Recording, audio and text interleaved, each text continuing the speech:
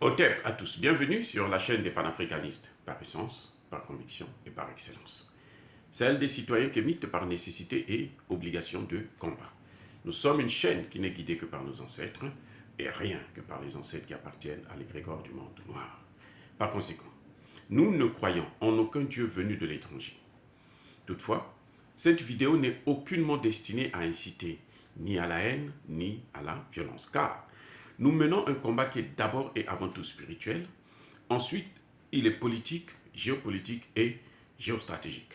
Contre l'impérialisme, le colonialisme, le néocolonialisme et l'endocolonat.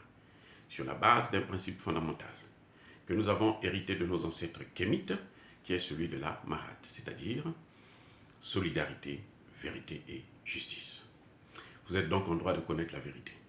Et nous avons l'obligation de vous dire la vérité, rien que la vérité, afin que justice soit rendue au continent africain.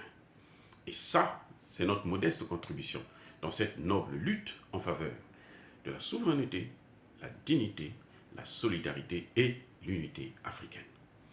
Et ça, c'est ce qu'on appelle le panafricanisme. Bien-aimés frères et sœurs, le G5 Sahel est mort.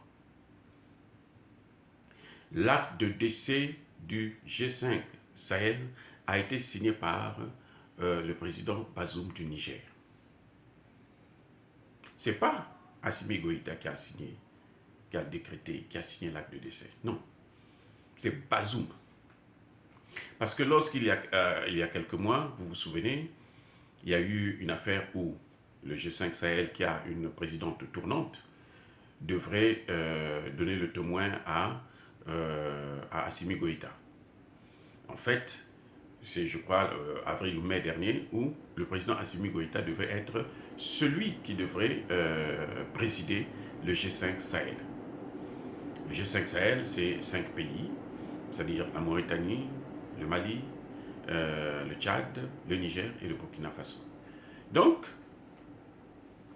le témoin se trouvait dans les mains du Tchad. Et le Tchad devait donc remettre ça à Assimi Goïta. On a vu que le Tchad a résisté, bien entendu, à la demande de son maître Emmanuel Macron, soi-disant que si Assimi Goïta a le témoin, alors Assimi Goïta, qui est isolé par la communauté internationale, je ne sais pas laquelle, par l'OTAN, c'est clair, devrait donc avoir une visibilité, ce qui est archi faux d'ailleurs, parce qu'Assimi Goïta non seulement n'a jamais été isolé, mais aussi il n'a pas besoin de ça pour avoir une visibilité.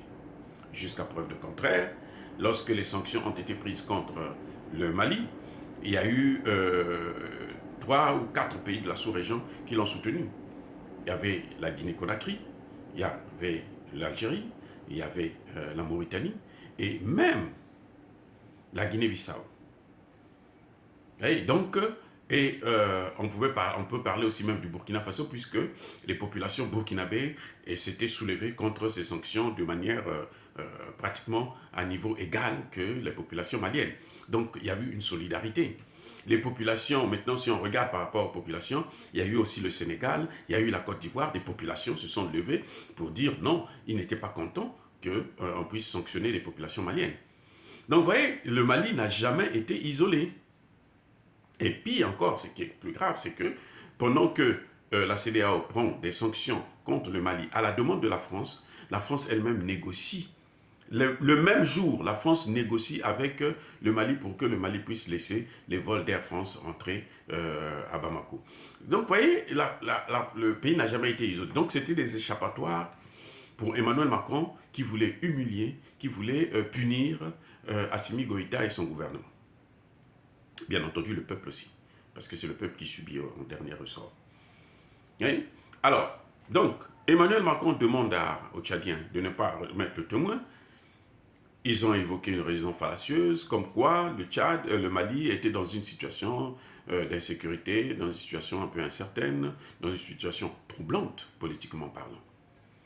Ce que le Tchadien a oublié, et ce que Emmanuel Macron malheureusement ne comprend pas, puisque visiblement il n'est pas aussi très intelligent qu'on pouvait le croire, eh bien, le Tchad et le Mali se trouvent dans la même situation.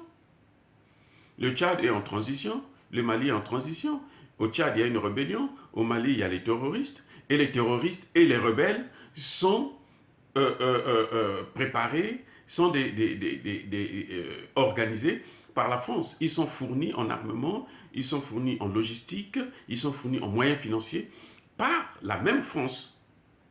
Et donc, la situation du Tchad n'est pas aussi différente, aussi meilleure que celle du Mali. Au contraire, aujourd'hui, le Mali a une situation qui est beaucoup plus meilleure que celle du Tchad. En quelques mois seulement, en 6 mois, on l'a vu, le Mali a fait une montée en puissance incroyable. Alors, le Tchad a insisté. La première fois, Assimi Goïta a accepté, il n'a pas rien dit. La deuxième fois, il a dit non. Il est sorti. Excuse. Il est donc sorti de toutes les instances de la CEDEAO.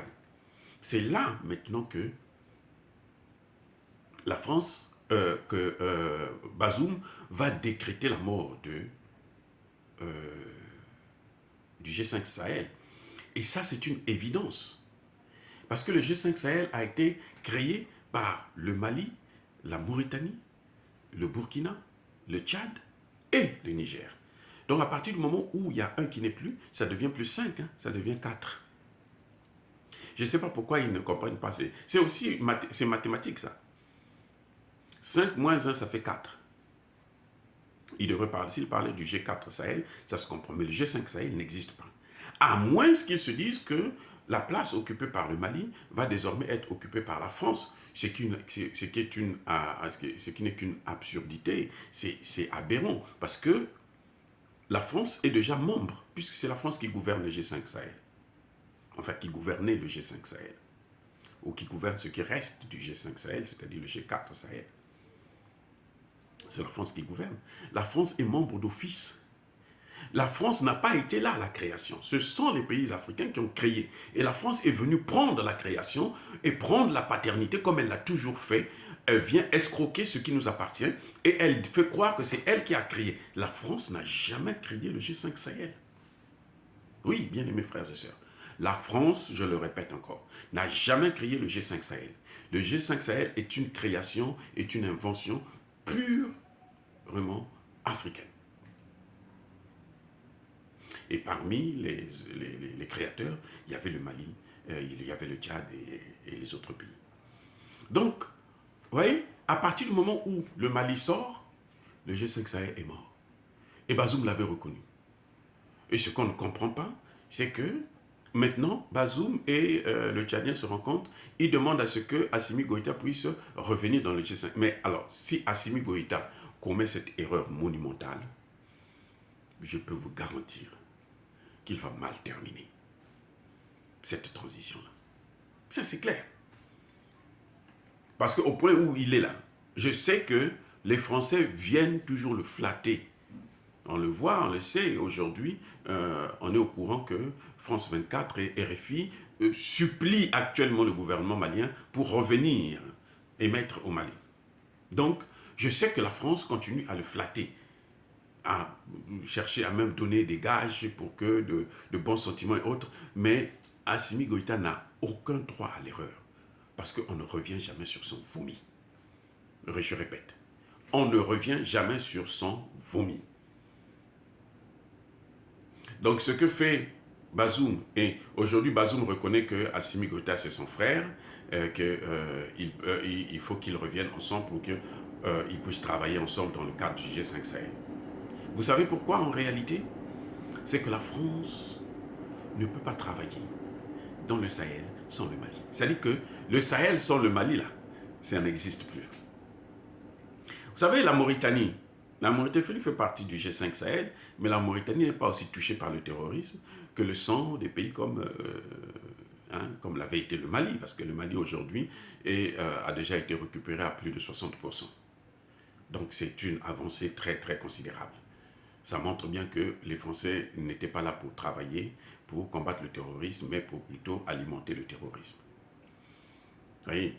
Alors, donc, déjà, sans la Mauritanie, la Mauritanie est là seulement comme un membre, puisque bon, c'est un membre créateur, donc il continue à rester là. Mais sinon, la Mauritanie n'a pas les mêmes situations de terrorisme que dans les autres pays. Au Mali, l'armée malienne est en train de prendre le contrôle de la situation. Et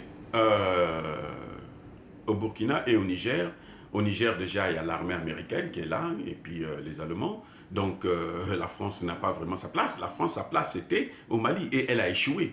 Et elle a échoué même dans la guerre contre le terrorisme dans le Sahel, ce qui est une évidence, puisque c'est elle-même qui a créé le terrorisme dans le Sahel, à travers la guerre qu'ils ont menée, la destruction, la déstabilisation de la Libye. C'est ce qui a enchaîné, qui a dégradé tous les pays de la sous-région.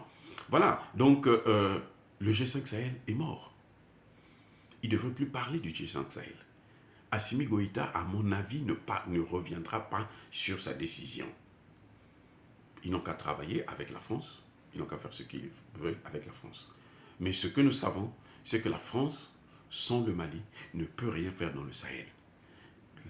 La France sans le Mali est un échec dans la lutte contre le terrorisme. La France sans le Mali est un aveu de puissance. Ça montre que la France a perdu son influence dans toute l'Afrique de l'Ouest. Ce n'est pas parce qu'ils sont encore une petite force en Côte d'Ivoire, mais c'est pour combien de temps? Pourvu que ça dure. Et je ne suis pas sûr que ça va durer, parce que ça, c'est encore l'œuvre d'Alassane Ouattara. Et Alassane Ouattara n'est pas éternel. Alassane Ouattara va partir, et va partir très bientôt. 3 ans, 4 ans en politique, c'est rien du tout. Et donc, quand il va partir, je suis sûr que la Côte d'Ivoire va reprendre sa souveraineté totale. Le Sénégal est en train de s'écarter, s'éloigner déjà, par rapport à ses relations avec la Russie, avec l'Iran et les autres pays, même la Turquie. Donc, on voit très bien que la France ne peut plus être en train de perdre. Le seul endroit qui lui donnait encore la force pour exister dans le Sahel, c'était le Mali, comme le Mali n'est pas encore avec l'expulsion du porte-parole de la MINUSMA, qui est un Français, qui voulait montrer ses muscles au Mali, comme si lui aussi il était important. Eh bien voilà, la solution a été trouvée par le Mali, le gouvernement malien, et nous en sommes fiers, très fiers même. Mais est-ce que dire cela, c'est inciter à la haine ou à la violence? Non. Nous persistons et nous signons que le G5 Sahel est mort. On n'a plus le droit même de parler du G5 Sahel. Si la France veut continuer à dominer le Niger, le Burkina Faso et autres, elle n'a qu'à le faire sans le Mali. Parce que le Mali a retrouvé sa souveraineté. En tout cas, elle est en train d'affirmer sa souveraineté. Et c'est fini pour la France. Nous sommes une force tranquille. Il y a Bakolervé, il y a Malembe. Soyez bénis par le Dieu de Kémit. J'ai dit et j'assume.